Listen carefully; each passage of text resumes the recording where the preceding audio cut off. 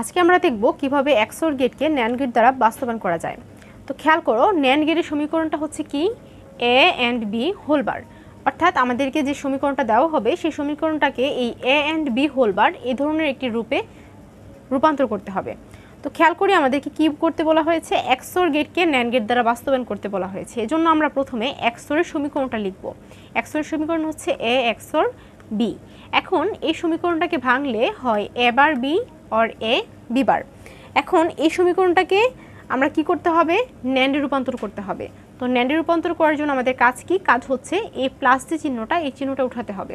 তো চিহ্ন উঠানোর জন্য আমরা কি করতে হবে, সম্পূর্ণ সমীকরণটার উপরে দুইটা হোল বার দিতে হবে। আর হোল বার যেহেতু একটা দেওয়া যায় না, দেওয়ার সময় ডাবল বার দিতে হয় এবং উঠানোর সময় ডাবল বার উঠাতে হয়, সেজন্য আমরা হোল বার দেওয়ার সময় কয়টা হোল বার দিব, দুইটা হোল বার দেব।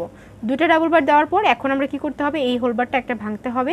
একটা ভাঙলে এখান থেকে এই হোল বার দুইটা আলাদা হয়ে যাবে। তো আলাদা হয়ে কি হলো, A bar B whole bar আলাদা হলো এবং প্লাসটা কি হয়ে যাবে, ইনটু হয়ে যাবে। বার ভাঙলে চিহ্ন পরিবর্তন হয়, তো বারটা যখন আমরা ভাঙলাম তখন প্লাসটা ইনটু হয়ে যাবে আর A B bar whole bar আলাদা হয়ে যাবে আর উপরে যে হোল বারটা রয়েছে সেটা এখানে থাকবে। এখন আমাদেরকে এই সমীকরণটা দেখতে হবে যে সবগুলো প্লাস চিহ্ন উঠেছে কিনা এবং প্রত্যেকটা ইনটু চিহ্নের উপরে একটা হোল বার আছে কিনা। তো দেখো A বার B এর মধ্যেও কিন্তু AND এর সমীকরণ হয়েছে, AND অপারেশন হয়েছে। তো এই AND এর উপর একটা হোল বার আছে, আবার A B বার এই AND এর মধ্যেও কিন্তু একটা হোল বার আছে। আবার এই অংশ এবং এই অংশ, এই দুইটা যে একত্রিত হয়ে একটা AND হয়েছে সেটার উপরে কিন্তু একটা হোল বার আছে। অর্থাৎ সম্পূর্ণ সমীকরণটা এখন NAND এ রূপান্তরিত হয়েছে। এখন আমাদেরকে কি করতে হবে, এই সমীকরণ অনুযায়ী একটি লজিক চিত্র অঙ্কন করতে হবে।